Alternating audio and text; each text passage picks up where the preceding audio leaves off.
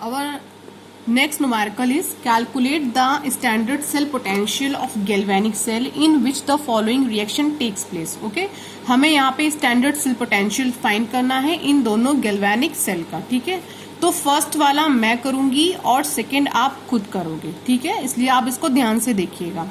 तो calculate the delta G naught. इन दोनों रिएक्शंस में हमें क्या कैलकुलेट करना है? Delta G naught and equilibrium constant यानी केसी. ठीक है, ये दो चीजें हमें इन दोनों सेल रिएक्शंस में कैलकुलेट करना है. यहाँ पर गिवन वैल्यू है E naught C R tri positive, C R equal to minus 0.74 volt, E naught C D di positive slash C D equal to minus 0.40 volt, E naught A G positive slash A G equal to minus 0.80 volt, E naught F E tri positive slash F E di positive equal to 0.77 volt. ये हमारी given values है. तो first equation को मैं solve करूंगी या first cell को मैं सॉल्व करूंगी, सेकेंड आप सॉल्व करोगी. ठीक है, तो 2CR plus 3CD di positive gives out 2CR tri positive plus 3CD. Okay, तो यहाँ पर हमारा 2 क्रोमियम 3 कैडमियम के साथ मिलकर के 2 क्रोमियम और 3 कैडमियम दे रहा है. ये हमारी एक ऐसी रिएक्शन है, हमारा एक नॉर्मल सा गैल्वेनिक सेल है. ओके, चलिए अब हम स्टार्ट करते हैं. सबसे पहले हमें यहाँ पे जो काम करना है वो हमें हाफ रिएक्शन फाइंड करनी है कि कैथोड पे क्या हो रहा है और एनोड पे क्या हो रहा है. तो first one is at anode. तो हमें पता है कि एनोड पर होता है ऑक्सीडेशन. ऑक्सीडेशन का मतलब क्या होता है? Loss of electron. तो हम देखते हैं यहाँ पे इलेक्ट्रॉन लॉस कौन कर रहा है. देखिए क्रोमियम है और क्रोमियम किस में कन्वर्ट हो रहा है? Cr ट्राई पॉजिटिव में कन्वर्ट हो रहा है. ठीक है, ये तो आपको समझ में आ रहा है देख करके ही. तो मैंने क्या बताया कि अगर पॉजिटिव चार्ज डेवलप हो रहा है, यहाँ पर पॉजिटिव नहीं है लेकिन यहाँ पर पॉजिटिव डेवलप हो रहा है, इसका मतलब इसी से इलेक्ट्रॉन क्या हो रहा है? रिलीज हो रहा है. जब इलेक्ट्रॉन कम हो जाते हैं तभी पॉजिटिव चार्ज डेवलप हो जाता है. इलेक्ट्रॉन कम हो रहा है, इसका मतलब लूज कौन कर रहा है? Cr ही यहाँ पर इलेक्ट्रॉन को लूज कर रहा है. यानी कि एनोड पर कौन सी रिएक्शन हो रही है?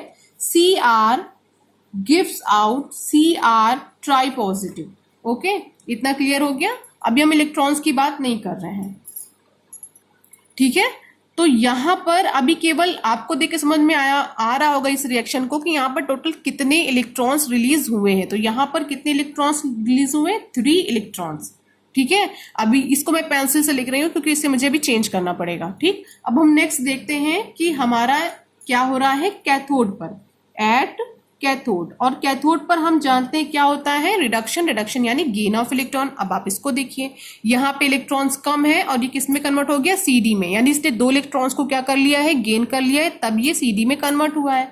तो CD यानी cadmium di positive gives out CD, और इसने यहाँ पे क्या किया? देखिए प्लस 2 इलेक्ट्रॉन्स, 2 इलेक्ट्रॉन्स को गेन किया.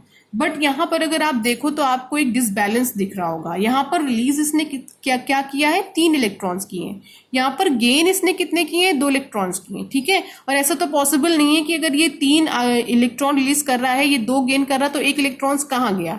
यानी कि कुछ डिसबैलेंसिंग है. इसको हमें क्या करना पड़ेगा? बैलेंस करना पड़ेगा. चलो हम बैलेंस करते हैं और देखते हैं कि ओवरऑल एक रिएक्शन में कितने इलेक्ट्रॉन्स पार्टिसिपेट कर रहे हैं. ठीक है, तो यहाँ पर जब हम चेकआउट करते हैं तो हमें यहाँ पर करना क्या होगा कि ये अगर 3 इलेक्ट्रॉन दे रहा है और एक सिंगल इसका 2 इलेक्ट्रॉन ले रहा है, तो हम इस तरीके से बैलेंस करें कि यहाँ पर इलेक्ट्रॉन्स और यहाँ पर जो गेन इलेक्ट्रॉन्स हैं दोनों क्या हो जाए? सेम हो जाए. यानी जो रिलीज हुए इलेक्ट्रॉन वो इक्वल होना चाहिए और जो यहाँ पर इलेक्ट्रॉन गेन कर रहा है वो दोनों इक्वल होना चाहिए. तो इसको इक्वल हम कैसे करेंगे? हमें रिएक्शन को करना पड़ेगा बैलेंस. ठीक है, तो सपोज अगर 2CR हम लेते हैं यहाँ पर, तो यहाँ पे कितना रिलीज हो गया? 2CR try negative. ठीक है, देखो Cr ट्राई फिर Cr ट्राई पॉजिटिव. ठीक है, तो हम देखें तो 3 3 6 इलेक्ट्रॉन्स टोटल. यहाँ पे कितने इलेक्ट्रॉन्स रिलीज हुए? 6 इलेक्ट्रॉन्स. और कितने ने मिलकर रिलीज किया है? 2 क्रोमियम ने मिलकर रिलीज किया. ठीक है, यहाँ पर हमें ये 6 इलेक्ट्रॉन्स को गेन करवाना है. तो चाहे कितने भी कैडमियम मिलकर गेन करे, लेकिन वो 6 इलेक्ट्रॉन्स एक ही बार रिएक्शन में गेन होने चाहिए. ठीक है, तो यहाँ पे क्या हो गया? CD di positive, CD di positive और CD डाई पॉजिटिव. एक बार में ये कितने इलेक्ट्रॉन्स को गेन कर रहा है? 2 इलेक्ट्रॉन्स को. एक बार में ये क्या कर रहा है? 2 इलेक्ट्रॉन्स को गेन कर रहा है. एक बार में ये 2 इलेक्ट्रॉन्स को गेन कर रहा है. तो 3 लोग मिलकर के 6 इलेक्ट्रॉन्स को क्या कर रहे हैं? गेन कर रहे हैं. तो यानी यहाँ पर क्या लगने वाला है? 3. ठीक है, और टोटल कितने इलेक्ट्रॉन्स गेन हो रहे हैं? 6 इलेक्ट्रॉन्स। यहाँ पे कितने CD निकलेंगे? 3। यहाँ पे क्या लगने वाला है? 2। यहाँ पे क्या लगने वाला है? 2। और ये कितने इलेक्ट्रॉन्स दो लोग मिलकर रिलीज कर रहे हैं? Total 6 electrons. उन्हीं 6 इलेक्ट्रॉन्स को ये क्या कर रहे हैं? गेन कर रहे हैं। देखिए इलेक्ट्रॉन्स क्या हो गए? दोनों तरफ इक्वल हो गए, ठीक है। और यही काम हमें करना था। जब तक हम ये करेंगे नहीं तब तक हमें बिल्कुल परफेक्टली नंबर ऑफ इलेक्ट्रॉन्स नहीं फाइंड हो पाएगा। और जब तक नंबर ऑफ इलेक्ट्रॉन्स सही फाइंड नहीं होगा तब तक हमारी न्यूमेरिकल सही तरीके से नहीं हो पाएगा। ओके, अब हमें यहाँ पे क्या मिल चुका है? n is equal to 6। Number of electrons कितने मिल गए हैं? 6 मिल गए हैं, ठीक है। और हमें f की वैल्यू पता है, क्या हमें पुट करना है? 96500, ठीक है। ये हमें वैल्यू पुट करना है। और हमें यहाँ पर फाइंड सबसे पहले क्या करना है? Delta G0 is equal to question mark. और हमें पता है डेल्टा G0 फाइंड करने के लिए मैंने क्या फॉर्मूला आपको दिया था? देखिए delta G0 equal to minus NFE0 cell, ठीक है। तो देखिए delta G0 is equal to minus NFE0 cell, ठीक है। ये फॉर्मूला हमें यहां पर यूज करना है, ठीक है। लेकिन देखो बेटा E0 सेल भी हमें नहीं पता है। क्या है? E0 सेल भी हमें नहीं पता। N तो हमें मिल गया, F भी हमें मिल गया, लेकिन E0 सेल नहीं पता है। और E0 सेल फाइंड करने के लिए देखिए दूसरा फॉर्मूला क्या था हमारे पास? ये वाला, ठीक है। E0 cell is equal to E0 cathode minus E0 anode. इस फॉर्मूले को हमें यहाँ पे पुट करना पड़ेगा, ठीक है। चलिए हम फाइंड करते हैं। E0 cell is equal to E0 cathode minus E0 anode, ठीक। ये वाला फॉर्मूला हम यहाँ पे यूज करेंगे। तो ये दो फॉर्मूला हमें लगाना पड़ेगा डेल्टा जी को फाइंड करने के लिए। चलिए तो सबसे पहले हम देते हैं E0। भाई पहले देखिए कैथोड पर क्या है? CD है। एनोड पर क्या है? CR है। चलिए E0 cell is equal to E0 cathode पर क्या है? CD। तो CD di positive, CD is equal to क्या वैल्यू दे रखी है CD की? माइनस 0.40 वोल्ट, ठीक है। ये वैल्यू है CD की। दूसरी वैल्यू हमें क्या गिवन है? E0 CR tri positive slash CR is equal to minus 0.74। ये हमारा क्या है? एनोड है। CD हमारा क्या है? कैथोड। डायरेक्ट चलिए पुट करिए इसी फॉर्मूले पे दोनों को। चलिए करते हैं। E0 cell is equal to, तो E0 CD माइनस 40 देखिए गिवन था हमारी रिएक्शन में माइनस 40 और CR माइनस 74 हमने यहाँ पर पुट कर दिया है। जब हम इसे सॉल्व करेंगे तो हमें मिलेगा आंसर, करते हैं प्लस 0.34 वोल्ट। ओके, ये हमें आंसर मिल गया है, ठीक। तो हमें ये एक्चुअली मिला क्या है? E0 cell. अब चुपचाप हमें उस उठाकर यहाँ पर पुट कर देना है। हमारे पास फॉर्मूला क्या है? Delta G0 NF E0 cell, ठीक है।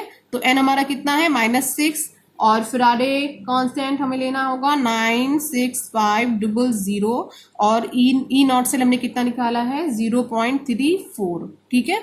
तो हमें क्या मिलने वाला है? 196860, ठीक है। ये किसमें मिलेगा? J पर मोल। अगर हम kJ में कन्वर्ट करें तो 196.86 kJ पर मोल। तो D हमारा एक आंसर हमें मिल गया है, ठीक है।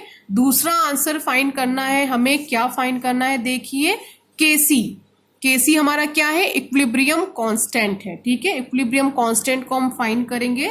चलिए करते हैं। लॉग Kc का फॉर्मूला हम उठाते हैं अपनी लिस्ट। लॉग Kc का फॉर्मूला इसमें देखिए गिवन है।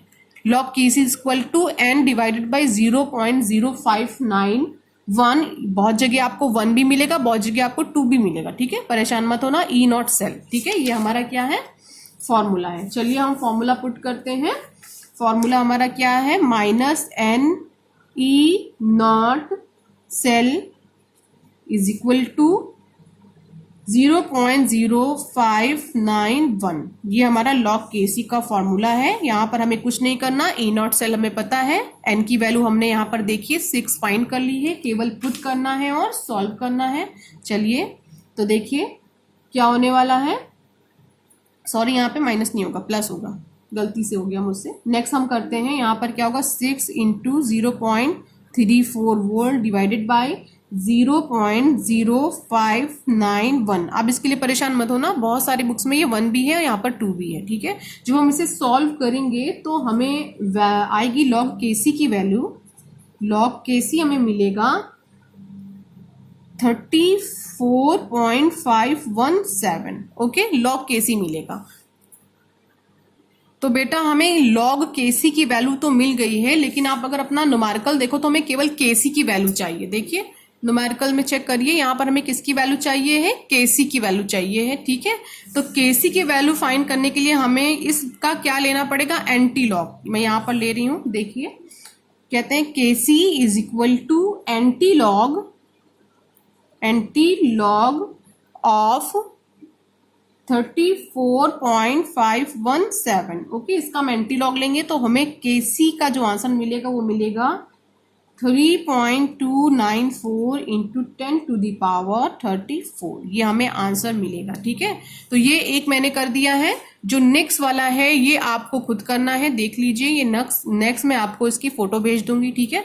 तो आप ये वाला खुद से करोगे, ठीक है। जब आप ये वाला करोगे तो आपको log KC की वैल्यू नियर, मैंने सॉल्व कर लिया है, इसको बता दे रही हूँ। log KC आपको पेंसिल से लिख रही हूँ, उसके केस में मिलेगा नियर अबाउट, एक मिनट बता रही हूँ, 0.5076। जब आप इसका एंटी लॉग लोगे तो आपको आंसर मिलेगा 3218। ये होगा आपका आंसर। ये सेकेंड वाले के केस में आपको मिलेगा। ओके, देख लीजिए।